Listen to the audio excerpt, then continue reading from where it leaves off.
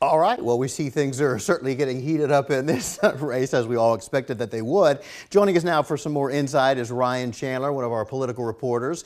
So Kamala Harris is actually going to be in Houston on what, Thursday, and you're going to be there? She is. She's hitting the ground running and wasting no time getting to Texas. She's coming to speak to the American Federation of Teachers. It's a massive nationwide teachers union, more than 1 million members around the country. They're holding their national convention in Houston. So she's giving one of the first speeches of her first week of her campaign there, and we'll be there to cover it. So Republicans are already attacking her for her role at the border as a border czar, so to speak. Right.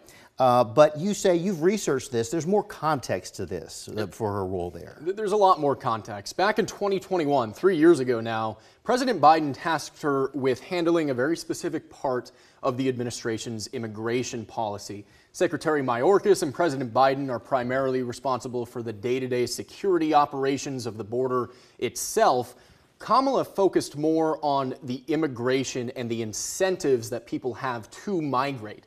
So she spent a lot of the time south of the border in countries like Guatemala, El Salvador, and Honduras on more of a diplomatic mission, working with the leaders of those countries to discuss why people leave, whether it's violence, poverty, corruption, and how we can improve the conditions in those countries so that people don't want to leave in the first place. Okay, so longer term solution, so to speak. Exactly. So how has she done on that front? Well, it may take years to know. We have seen migration trends are cyclical, right? They typically now come from more countries than just the Northern Triangle, which is made up of those 3 countries I just mentioned.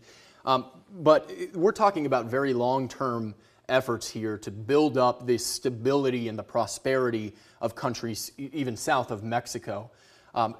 She started an initiative called Central America Forward, which just in March of this year announced it brought $5 billion of private sector investment into those countries to create jobs, to connect more people to the internet.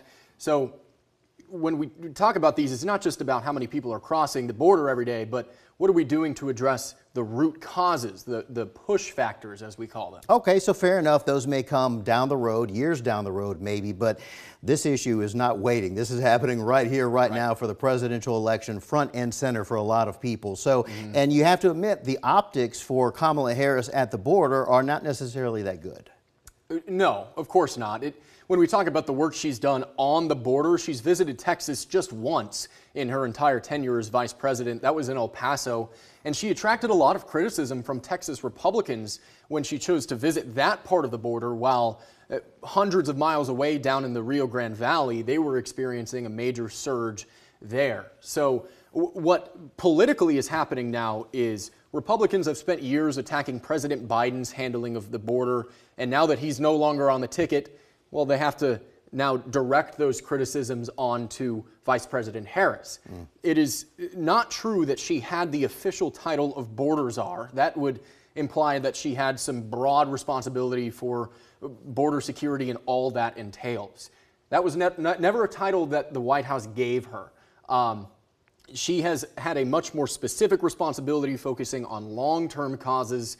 Now, there are plenty of legitimate criticisms that one could make against Secretary Mayorkas or President Biden, but I think it's important to direct those on the people who are responsible for the border itself. I tell you what, you learn something new every day. When I first heard you talk about how the border czar was not something that President Biden had dubbed her, I did not know that. So yeah, it's just something that I guess the Republicans had created. I've never heard President Biden use that term, or anybody in the White House. In fact, they spent a lot of time trying to walk back the impression that Harris was responsible for the border. They did have a separate border czar who is not in that office anymore, but that was never the intention of the responsibilities that Biden put onto Harris. All right. Thanks for the insight, Ryan Chandler. As always, appreciate that. Thank you.